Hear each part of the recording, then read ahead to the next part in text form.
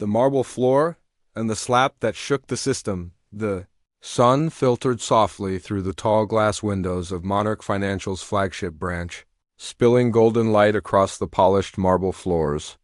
The rhythm of banking life pulsed in. The background muted voices at consultation tables, the soft clack of keyboards, and the occasional jingle of a phone line waiting to be answered. It was a normal day, one of order, of institutional routine, of careful balance between wealth and the illusion of welcome. But beneath that rhythm was a silence Zora Timberlake had come to understand too well over the years. It was the silence of exclusion masked as protocol, of systems calibrated to turn away the wrong face, the wrong accent, the wrong background, all in the name of procedure. Zora stood at the edge of that silence now, invisible by design, dressed in a simple beige cardigan and slacks. Her hair, usually styled in immaculate twists befitting a Forbes-featured CEO, was hidden beneath a head wrap. No designer heels, no tailored jacket, no statement earrings, no clue of the empire she helmed. Just another black woman, middle-aged and unremarkable to the gatekeepers of this world. And that was exactly the point. It had taken 3 weeks of preparation to orchestrate this visit.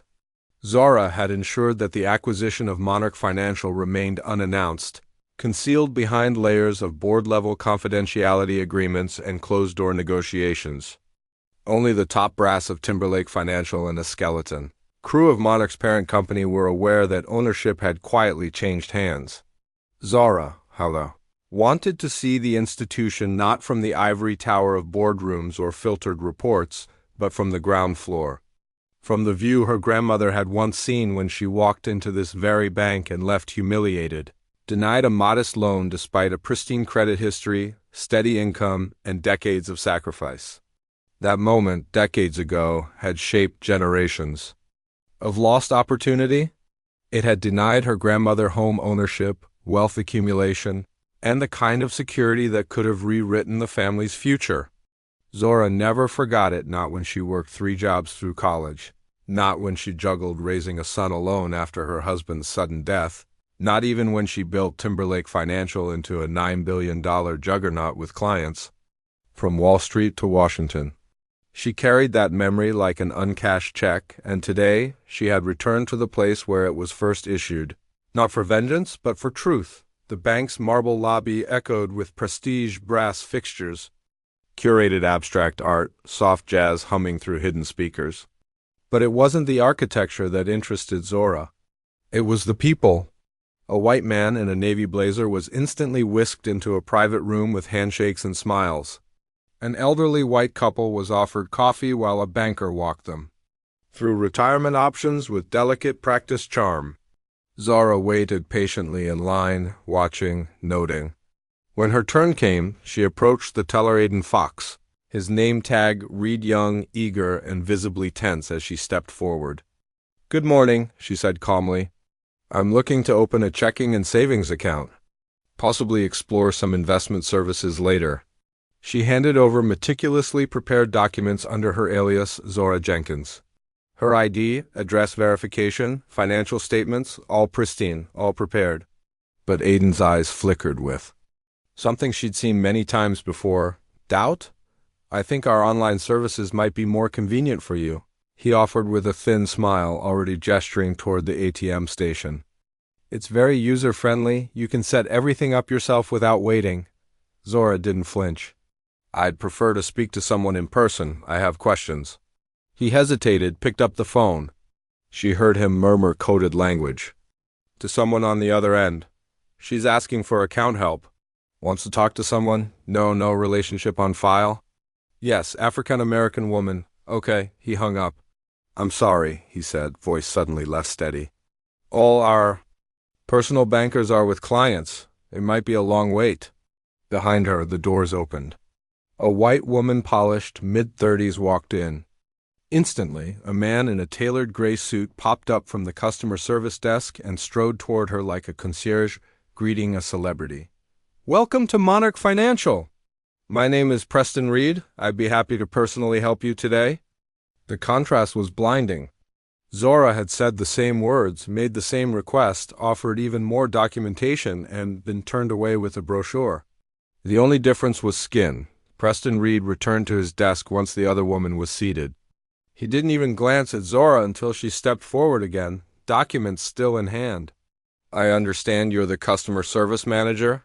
she said. He looked up, giving her a glance like she was something sticky on the sole of his shoe. "That's correct. But as I believe my colleague explained, we're quite busy. For new customers without a prior relationship with the bank, we encourage the use of our online portals. Saves everyone time." Zora's voice remained calm. "I'd like to establish that relationship today. I brought all the documents your website says are required." Preston took the folder from her hand like she'd handed him a wet rag. He flipped through the papers with exaggerated scrutiny, then looked back up. "These might be enough for a basic account. But for anything more complex, like investment services, we'd need full tax returns and business registration details." "But the woman who came in after me," Zora said gently, "was taken directly to a private consultation." "She didn't seem to be asked for any of that." Preston's expression hardened. "We assess each case individually. Not everyone fits the same risk profile." The insinuation stung, but Zora showed nothing. "I see.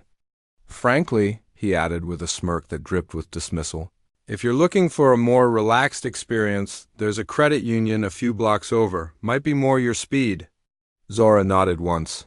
"Thank you for your time." She left, her hands trembling slightly but her face unreadable. Outside, she made a voice note detailing every interaction, every tone shift, every policy twisted into exclusion. Her expression wasn't angry. It was something deeper, strategic. That evening, over dinner, her 16-year-old son Jamal listened with rising fury. "Why not just fire them?" he asked, jaw clenched. "You own the place? Walk in tomorrow in your heels and your suit and fire every one of them." Zora swirled her wine, thoughtful. "If I fire them now, they'll say I'm just angry, emotional, that I'm abusing power, and they'll keep doing the same thing somewhere else. But if I let them reveal themselves, if I let them believe I'm nobody and they show the world who they really are, then I don't just fire them. I change the game." He stared at her, half in awe. "You're really gonna go back again?" "Yes," she said, "and next time they'll push harder." "And so will I." Beneath the polished glass, patterns of power and prejudice, the morning air was crisp, sharp with the early chill of autumn, the kind that slipped beneath coats and whispered change in the wind. Zora Timberlake stood across the street from Monarch Financial's flagship branch, sipping a black coffee that had long since turned lukewarm, watching the polished glass doors as if they were a theater stage about to lift its curtain once more. Today was no ordinary visit. This was the second step in her carefully orchestrated plan, and it wasn't about catching anyone by accident. It was about proving a pattern, documenting behavior, showing not just a moment of discrimination, but a structure of it, a culture designed to weed out, exclude, and maintain power behind polished marble and polite smiles. She dressed similarly as before, again plain, again unbranded, again middle-class professional to the letter. But today, her demeanor carried an edge. She would push. She would insist. She would not be deterred. And she would see exactly what happened when someone who looked like her dared to demand equal footing. Not just equal access. As she crossed the street and stepped through the doors, the inside of Monarch felt colder than before, more aware. Preston Reed stood near the back wall, pretending to examine some pamphlets, but his eyes darted toward her immediately, narrowing for a fraction of a second before settling back into that blank professional mask. He remembered her. Good, that was the point. The receptionist, a young woman Zora hadn't seen before, offered a rehearsed, barely polite smile as Zora stepped up to the counter. "Good morning," Zora began, her tone friendly but purposeful. "I'm here to open a checking and savings account. I was in yesterday and I was told I'd need more documentation. I've brought it all." She held up her folder, a perfectly organized dossier of her financial life. 3 years of tax returns, credit reports, professional credentials, business. Registration papers, utility bills, 2 forms of government ID, and a letter from a prior banking institution confirming her account in good standing. It was overkill, and that was the point. There would be no ambiguity today. No excuse. No policy. Misread or misplaced ID, if they blocked her now, it would be clear. It wasn't paperwork. It was her. The receptionist paused, clearly unsure how to handle the deluge of documentation handed to her. "Let me check with someone," she said, picking up the phone and murmuring into the receiver. Zora waited patiently, calmly, eyes scanning the floor, the walls, the security camera's subtle nods to a system that always watched and yet conveniently missed the moments that mattered most. Moments like what happened next. Vivian Mercer emerged from a nearby door, clipboard in hand, her expression firm and uninterested. She was an older woman, seasoned, someone who had seen decades in the industry and who had built a persona of being by the book, but in truth, had learned exactly which books to close early when the wrong kind of client walked in. Vivian didn't sit across from Zora. She stood, leaning against the desk like she was barely tolerating the interaction. "Let's take a look at what you brought," she said, glancing at the documents like they were a nuisance. "You're self-employed?" she asked. "That can be tricky." Zora nodded, maintaining her even tone. "Yes, I've run my own consulting firm for over 12 years. The returns are in there. I also have a current bank reference." "Still," Vivian muttered, flicking through pages, "we usually recommend our basic checking accounts for folks just starting their business." Journey. "Investment services are only offered to clients who meet certain," she paused, trying to find the right coded phrase. "Thresholds." Zora didn't flinch. "I exceed those thresholds. I'm looking to diversify $500,000 in tech equities into more stable portfolios." Vivian blinked. That number rattled her, but she caught herself, pursed her lips, and nodded slowly. "Even so," she said, "we'll need time to verify. That sort of claim requires substantiation. Most of our investment clients come in by referral." Zora tilted her head. "So there's no public path to your investment services?" "We just like to know who we're working with," Vivian said smoothly, and Zora recognized the phrase. It wasn't about risk. It was about control, about limiting who got access to certain doors and making sure only the right people got past them. Her tone remained calm. "Would you like to verify the statements now? I've brought printed statements and login credentials for view only. Access to my portfolio dashboard." Vivian hesitated because she hadn't expected Zora to be prepared, hadn't expected her to push through every gate set before her with such composure. "That won't be necessary today," she said. "It's best we process this through formal review. You'll be contacted within 10 business days." Zora smiled politely. "The gentleman I saw earlier today left with a portfolio kit and temporary checks. I assume his documentation was reviewed instantly?" Vivian bristled. "As I said, each client situation is unique." "Of course," Zora said, voice still perfectly polite. "Especially when their skin color is too." The temperature in the room seemed to drop a few degrees. Aiden Fox, who had been watching from behind the teller counter, looked down quickly. Preston, across the lobby, stiffened, and then he approached. He moved with that same tight precision. He used the day before, but now there was irritation in his walk, not politeness. "Is there an issue here?" he asked, his eyes locked on Vivian, but clearly aimed at Zora. "None," Zora answered before Vivian could speak. "Just observing the variance in how services are offered. I'll await your review. 10 business days, correct?" Preston's lips tightened. "Yes, standard protocol." "And the policy that outlines that time frame?" Zora asked. "Is it published online?" Preston paused. "It's internal procedure." Zora nodded again. "Then I look forward to your follow-up." She collected her papers, smiled once more at Vivian, who had the decency to look faintly embarrassed, and walked out without another word. Outside, she exhaled deeply, not from stress, but strategy. This wasn't a battle, it was data, it was evidence. And tomorrow, she would return again. That night, her son sat across from her at the dinner table, watching her with unmasked concern. "Mom, seriously," he said. "You're gonna keep going back there until what? They throw you out?" Zora looked up from her plate. "Until they show the world who they really are. But why? You've got everything you need to fix it already." She placed her fork down. "Because people believe reports. But they believe video more. They believe what they see with their own eyes. And they believe when someone like me doesn't lose.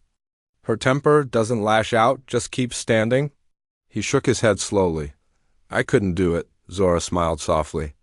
"That's why I'm doing it for both of us."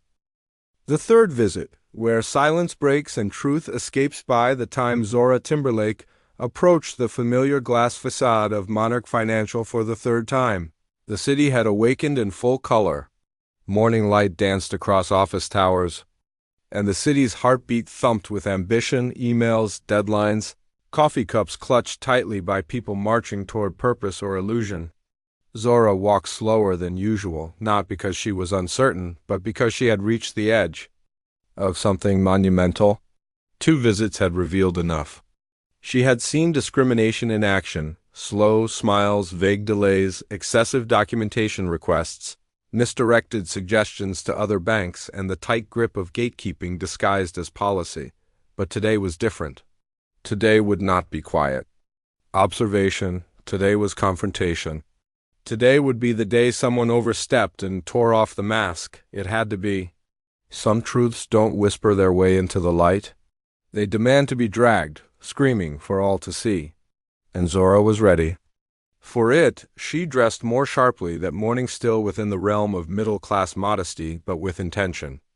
A burgundy blouse with soft embroidery around the collar, black slacks pressed with care, and a clean, tailored coat that fell to her knees with quiet grace. She wore no makeup, no designer brands, but something about her posture made people move aside on the sidewalk without fully understanding why. She walked like she belonged, like she owned the ground, and in truth she did, but the irony was only hers to enjoy. To everyone at Monarch, she was still Zora Jenkins, the woman, with too many questions and not enough status. As she stepped through the doors, the chill of the building's air conditioning greeted her like a slap, and she immediately noticed how different the energy was inside. Faces turned, eyes flickered toward her. Aiden, behind his teller window, froze halfway through a transaction. Vivian Mercer at her desk went rigid, suddenly fascinated with paperwork she had ignored seconds earlier. Preston Reed stood talking to 2 junior associates but paused mid-sentence the moment he saw her. There was something different in his eyes this time, not just irritation but calculation. He wasn't just annoyed. He felt threatened. Zora walked calmly to the front counter. "Good morning," she said, her voice clear and even. Here to inquire about business loan options. I'm considering expanding my consulting firm and would like to review your commercial offerings." The receptionist, a new one, again nodded, unsure, and reached for the phone. This time, she didn't even fake checking a schedule. She knew Zora was not someone to be turned away without clearance. Zora took a seat in the waiting area, facing the central part of the lobby. She saw every detail: the couple opening a joint. Account offered coffee and light banter. The retired man escorted personally into a consultation room by a smiling associate. A young woman in a branded yoga top receiving guidance on travel insurance as if she were royalty. All white, all served with ease and grace, and Zora waited. 5 minutes, then 10, then 23. Her time on the bench wasn't a wait, it was a test. They were watching her, wondering when she'd crack, when she'd lose her patience. She knew it. She felt it. But Zora didn't crack. She watched them back. Finally, Vivian Mercer approached, holding a thin folder of generic loan documents. She didn't invite Zora to a desk. She didn't even offer to sit. She held the papers out like a menu for someone ordering coffee to go. "These outline our basic commercial offerings," she said. "You can take them home and review at your convenience." Zora stood. "Actually, I'd like to go over them with someone. I have my business plan and projections with me, along with financial statements. I was hoping to speak to one of your lending specialists today." Vivian's lips thinned. "They're all with clients. We'll need to schedule a future appointment." Behind her, Preston Reed's voice boomed, "Mr. Davidson, you're early!" A man in khakis and a golf shirt had just walked in. Preston moved to greet him like an old friend, shaking his hand and gesturing him directly toward a consultation office. "Bryson is ready for you now." Zora didn't move. She didn't raise her voice, but she turned toward Vivian and said, calmly and clearly, "It appears your lending specialists are available for some clients." Vivian looked like she'd swallowed a lemon. "That appointment was prearranged?" "I was told no appointments were available," Zora replied, eyes locked onto Vivian's. Yet Mr. Davidson just walked in and was taken immediately. Before Vivian could respond, Preston returned, standing at Zora's side now like a shadow laced with poison. "Is there an issue here?" he asked, voice tight. "Yes," Zora said. "I've been coming here for 3 days, attempting to open accounts and inquire about business loans. Each time I've been delayed, redirected, or denied access to the services offered to other customers. Today I was told no staff were available while watching multiple clients escorted to private assistance. Clients who do not appear to be required to provide the volume of documentation I've already submitted. So yes, there is an issue, and I'd like to understand how your policies are applied. Because from what I've seen, they're not applied." Equally, the entire lobby had quieted, transactions slowed. Conversations faded. Phones hovered in midair, held by uncertain fingers pretending to text. Preston's face turned red not from embarrassment but from fury. He took a step closer, into her space, his voice dropping just enough to feel like a threat. "I think you need to leave. You're disrupting operations." Zora stood her ground, her voice as cool as marble. "I'm standing here, calmly, requesting a service offered to the public. The only disruption appears to be the discomfort caused by me pointing out your bias." Preston's nostrils flared. "Ma'am, if you refuse to leave, I will be forced to call security. This is private property." Zora folded her hands. "Then please, call them. I'd like security to witness how this institution treats black customers seeking equal service." He stared at her, shaking slightly. And then, in a moment that would change everything, Preston lost control. "You don't belong here," he snapped. And with no warning, his open palm struck her face. The sound echoed through the marble lobby like a whip crack. Gasps filled the space. Phones lifted instantly, recording. Aiden dropped his pen. Even Vivian took a half step back. Preston's chest heaved. His hand hovered midair as if surprised by its own betrayal. Zora didn't move. Her head had turned slightly with the force, but she straightened again with deliberate grace. Her hand rose to her cheek, which bloomed red with the heat of humiliation, but her eyes, those sharp, unyielding eyes, never left Preston's. Then he spoke again, louder now, trying to seize back control. "I've already called the police. You're being arrested for disturbing the peace. We don't serve your kind here," it was said. Clearly, publicly, recorded. Zora turned slightly to the crowd. She didn't need to say anything. Her silence was louder than Preston's screams. Behind her, security guards had arrived not to escort Preston, but to surround her. One guard, uncertain but following orders, stepped in with hesitation. "Ma'am, I'm going to have to ask you to, I believe," Zora said, her voice carrying like prophecy, "that there's been a very serious misunderstanding, one that is about to change all of your lives." And outside, as if summoned by fate itself, the sound of sirens began to echo down the boulevard. The reveal. When the ground beneath power cracks the moment the flashing red and blue lights washed over the marble floors of Monarch Financial, the air changed. It thickened like a summer storm creeping under your skin before it breaks into thunder. The double glass doors swung open with swift mechanical force, and 3 uniformed officers stepped inside with the gait of those used to walking into tension. Their eyes scanned the room, drawn not by the architecture but by the strange stillness that had settled like dust. They saw the semicircle of security guards standing stiffly around a lone black woman. They saw the tall white man Preston Reed standing just a few paces behind her, cheeks flushed with indignation and a voice ready to script a false narrative before the first question was even asked. And they saw the eyes of the room, all wide and watching, the glow of smartphone screens tilted, subtly forward, catching every breath, every flinch, every injustice in real time. In these moments, facts are fragile. Whoever controls the first sentence often controls the entire story. And Preston knew that. He stepped forward with all the rehearsed authority of a man who had explained away years of complaints with corporate language and selective memory. Officers, thank you for coming. That woman has been causing a disruption here for days. Today she became aggressive with staff and refused to leave. I had no choice but to have her detained. She even became physically threatening. We've had to protect other clients from her outbursts. Zora stood motionless, her posture as steady as stone. Her hands were folded calmly in front of her, not flinching, not defending, not pleading, just waiting. And that quiet, unshaken stillness carried more weight than Preston's panicked performance ever could. One of the officers, a man in his 50s with graying temples and a patrolman's tired eyes, turned toward Zora cautiously. His fingers hovered near the holster on his hip. "Ma'am," he said, voice firm but not cruel, "I need you to put your hands where I can see them and step away from the other customers." Zora didn't blink.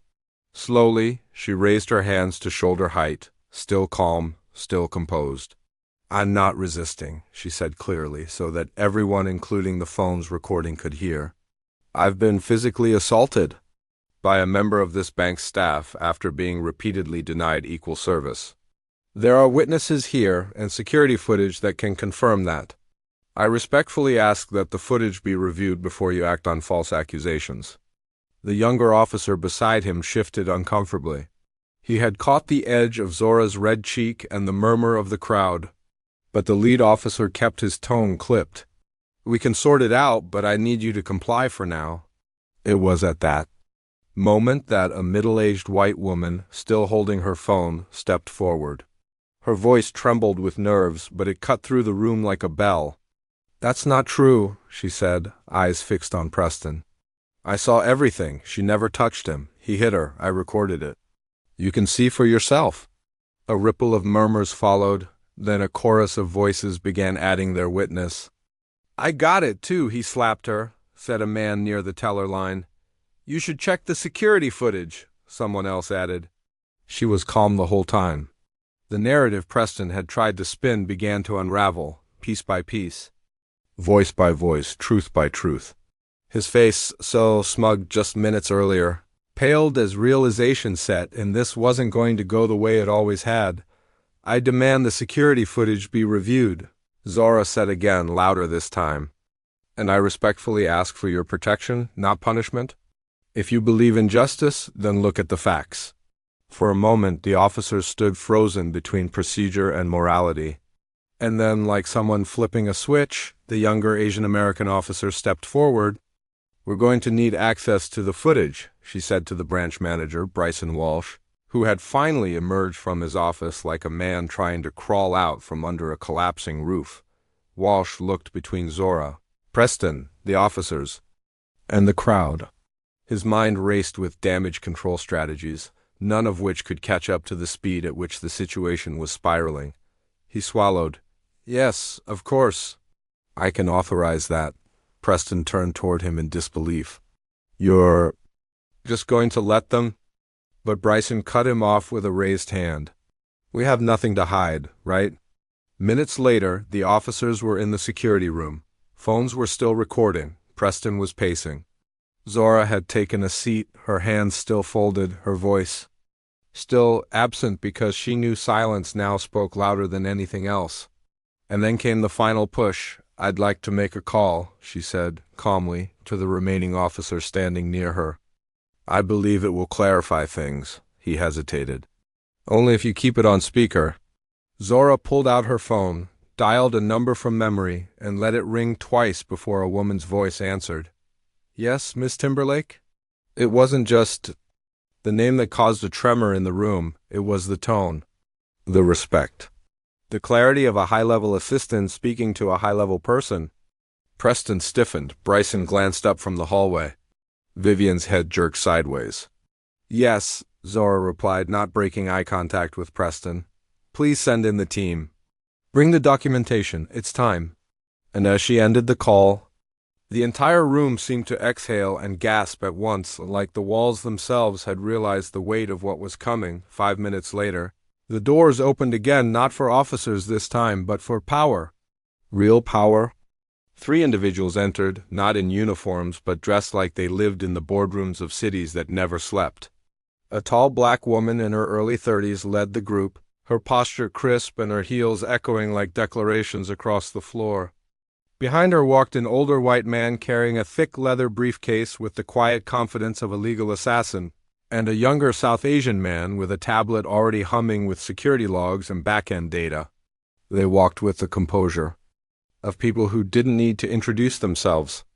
But they did anyway, Miss Timberlake, said the lead woman, loud enough for the whole lobby to hear.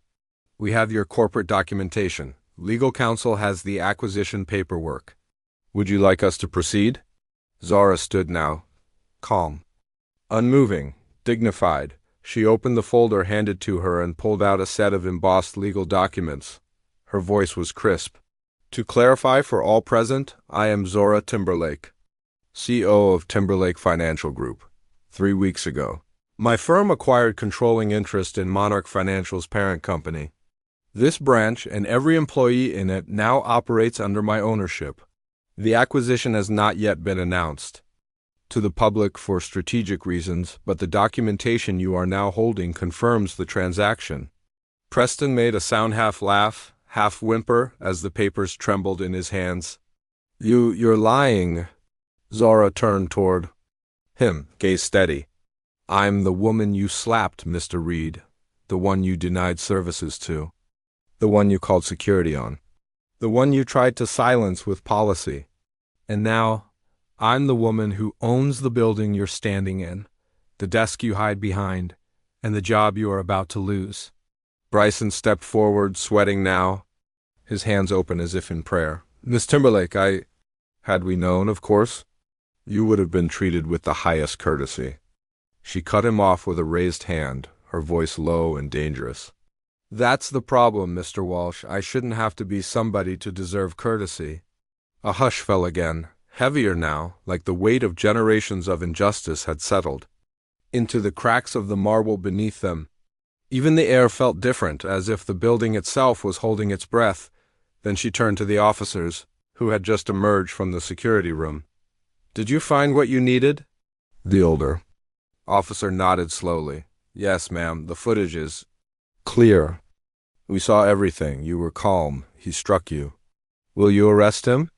Someone asked from the crowd. Zora paused. She looked at Preston, at his shaking hands, his ashen face, at the system that had given him the confidence to strike her, and assumed she would leave quietly. And then she looked at the crowd, at the customers who had watched in silence, the employees who had enabled it with silence, and the officers who had almost believed a lie because it came from the mouth of a white man in a suit, and she said, No, I won't press charges, but he can't work here another hour. The fall of the gatekeepers, justice echoes in marble and glass for a long moment. Silence returned to the heart of Monarch Financial, not the silence of hesitation or ignorance, but the kind that follows truth when it walks into a room and shatters every fragile mask. The customers who had once stood silently in line now stood shoulder to shoulder watching history unfold in real time. Their phones still raised, but their jaws clenched with something far heavier than curiosity.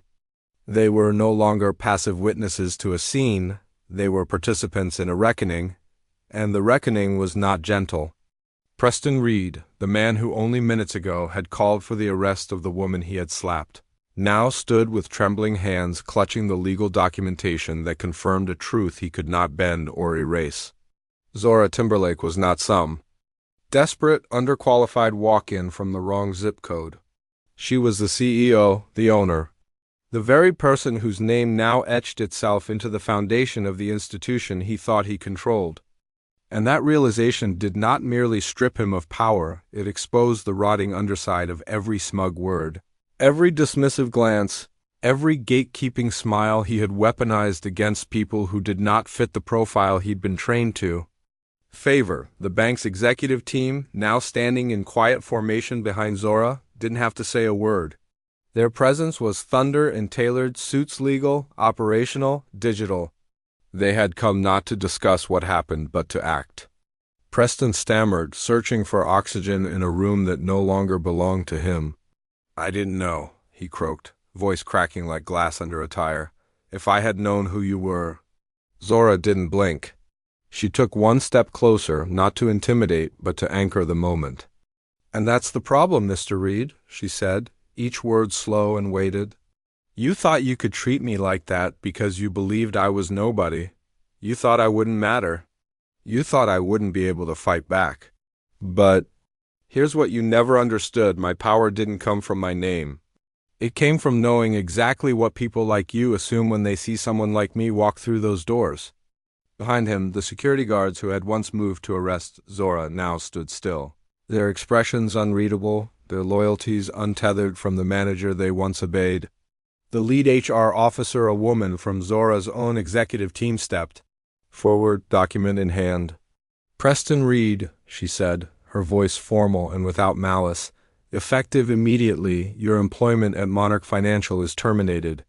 You are no longer authorized to access internal systems or remain on the premises beyond this moment. Please collect your belongings. A security escort is waiting." The phrase fell like a final gavel strike, echoing through the marble as Preston's breath caught in his throat. He didn't cry, not yet, but his shoulders sagged under the weight of realization, and his limbs moved like a man trying to step backward through time. He turned once more to Zora, desperate now. "I've worked here 16 years. I have a family." "So did my grandmother," Zora replied softly, her tone not cruel, just complete. "She walked into this bank 30 years ago with perfect credit and a steady income, and your predecessors denied her the chance to build generational wealth. That decision rippled through my family for decades. You didn't know her name either. But that didn't stop your system from deciding she wasn't good enough. So now you get to live with the consequences of your decisions. You built a wall. Today you get to watch it collapse." Security guards flanked Preston without a word.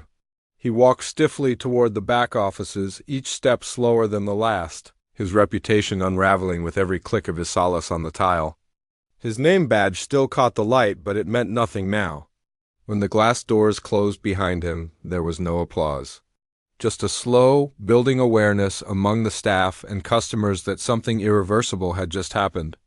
The fall of a man was one thing, but this was the beginning of something deeper. The collapse of comfort. The dismantling of the hidden machinery that allowed discrimination to thrive in the name of policy, tone, and professional distance. Vivian Mercer didn't wait to be called forward. She stepped forward stiffly, trying to meet Zora's gaze with dignity, but her hands betrayed her. They trembled faintly, knuckles white around the clipboard she clutched like a shield. "I have worked in banking for 41 years, she began, her voice strained but not defiant. "I followed procedure. I've never raised my voice. I've treated every client—" "No," Zora interrupted, not unkindly but firmly. "You've treated every client based on their perceived value. You offered smiles to people with the right last names and tighter rules to the rest. You didn't have to shout. Your silence did the damage. You never asked why our policies required certain people to prove more. You just enforced them." Vivian's mouth opened, then closed. She had no answer to that. "Not one worth defending. I don't believe you are evil," Zora continued. "But I do believe you were comfortable playing a role that caused harm to people who never had your privilege. And I can't afford to keep people like that in leadership anymore. You're being offered early retirement, effective immediately, with a severance package. Take it or not. Either way, you won't be working here tomorrow." Vivian didn't argue. She nodded once, her face carefully composed, though her eyes betrayed decades of slow-built shame. She left with fewer words, fewer defenses, but the weight of her departure was no less significant. Her absence left a quiet vacuum in the room, like a door swinging shut on an entire era. Then came Bryson Walsh. Unlike the others, he didn't pretend. He didn't bow his head or apologize. Instead, he came forward with performative outrage, the kind of indignation that bubbles up in men who've always had the ear of the boardroom and assume their proximity to power means they're immune to consequences. I've served this institution for 26 years. He barked loud enough to try and retake the room. I built this branch. I trained these staff. I met every performance metric you've ever published. You can't just walk in here and strip that away because of some misunderstanding. Zora didn't flinch. Mr. Walsh, what happened here today wasn't a misunderstanding. It was the inevitable result of a culture you shaped. One that gave license to discrimination because it wore a tie and used polite language. This is insane, he spat. You think you can run a bank just by changing the wallpaper and throwing out the people who make it run? Zora took a step closer. I don't want to change the wallpaper. I want to change the foundation, and I can because I own it. And people like you are the reason I had to buy it first. You'll regret this, he growled. You can't erase 26 years, she held up a thick folder. Actually, I can. Here's your termination package. Your keycard is already disabled. Security will walk you out. Goodbye, Mr. Walsh. The collapse wasn't slow this time. It was loud. Walsh raged, shouted, waved his arms as he was led toward the exit, claiming sabotage, threatening lawsuits, swearing that this was political or personal or illegal. But his voice, for all its fury, could not overpower the echo of marble and glass now reverberating with justice. The moment the doors closed behind him, the silence was cleansing. Zora turned to the remaining staff, their faces pale, eyes uncertain. She looked across the room not with vengeance but with responsibility. What happened today isn't about punishing individuals. It's about breaking a pattern.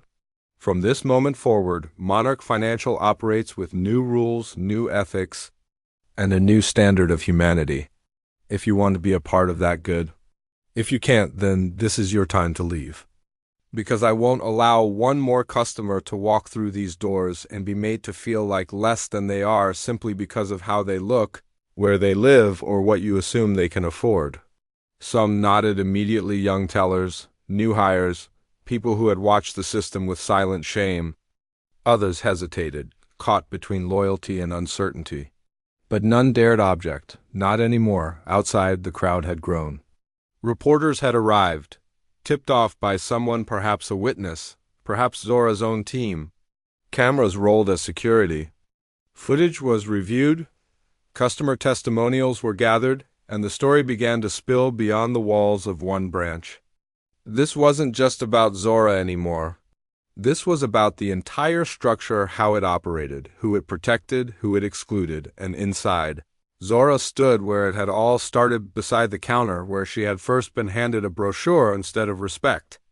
Now, instead of being silenced, she was giving the orders. Her team was already preparing an internal audit of all branches.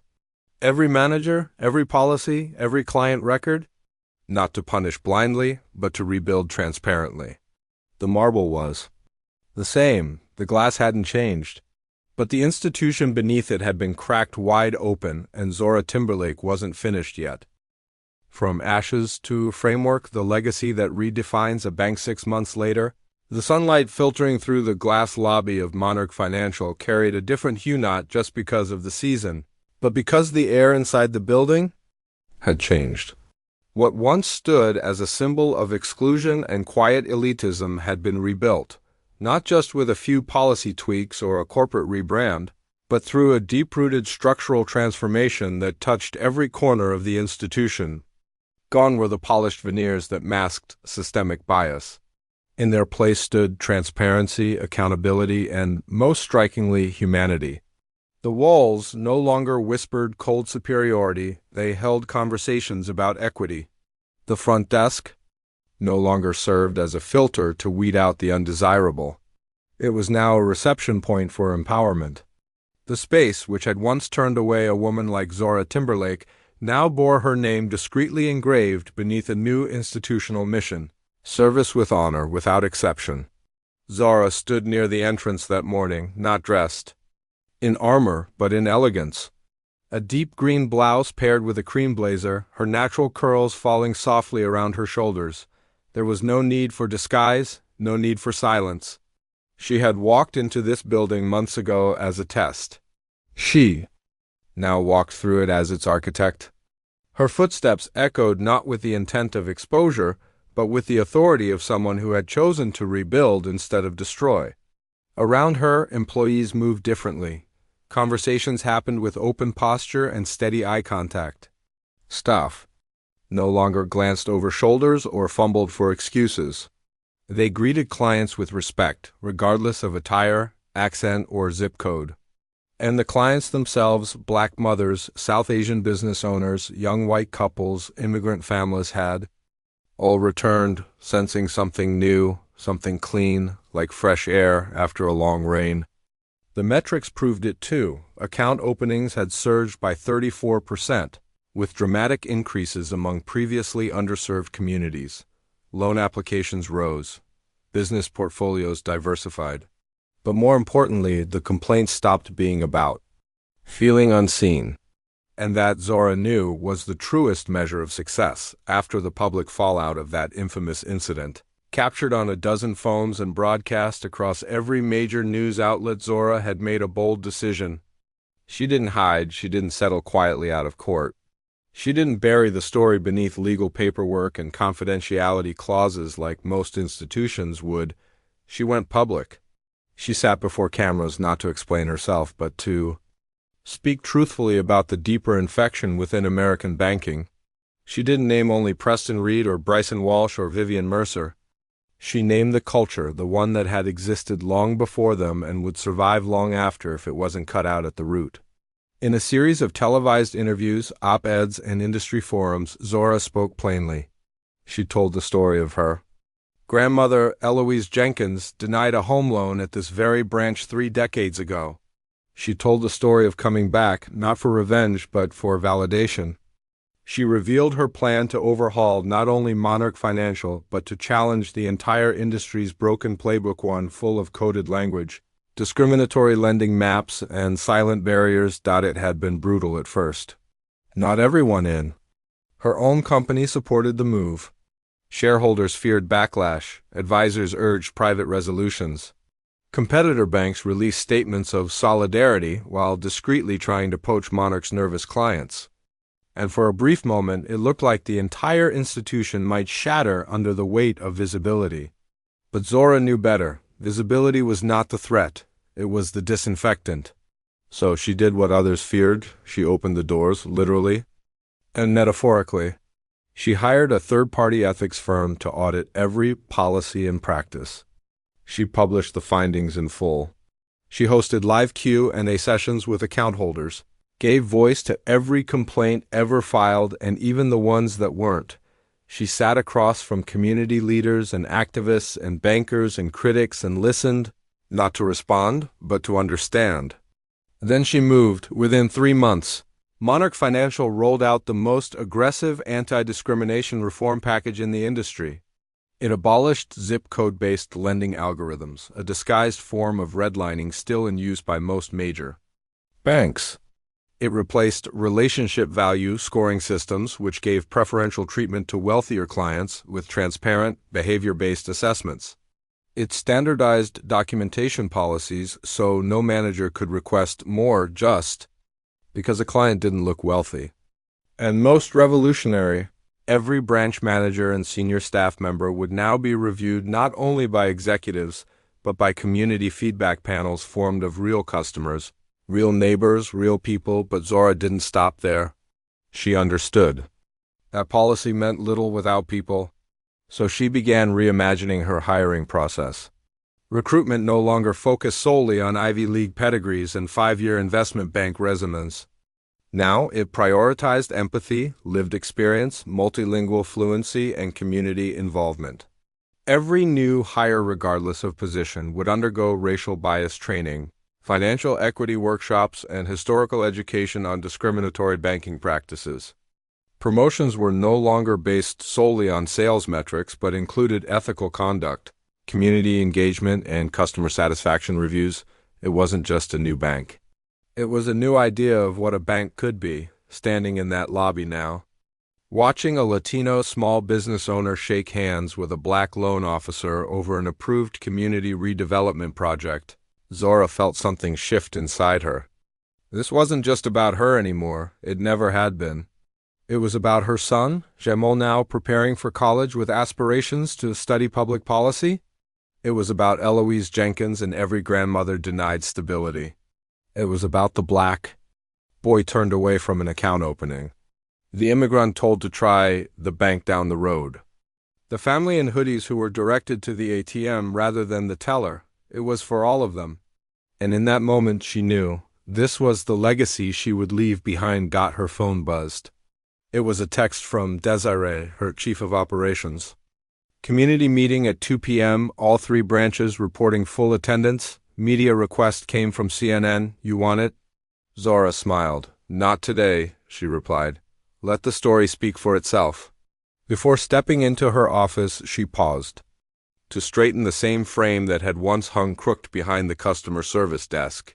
The photo had been replaced not with her own image, but with a mural commissioned from a local artist. It showed hands, dozens of them, of every shade and texture stacked on top of each other in the shape of a rising column. Underneath it, read a quote attributed to no one because it belonged to everyone. Dignity is not something we earn. It's something we must protect. Zora ran her fingers over the edge of the frame, just for a moment. Not for show. For memory. Outside, a young black woman walked in wearing scrubs, clearly on break between shifts. She hesitated at the door, her eyes scanning the space with the wariness of someone used to cold welcomes.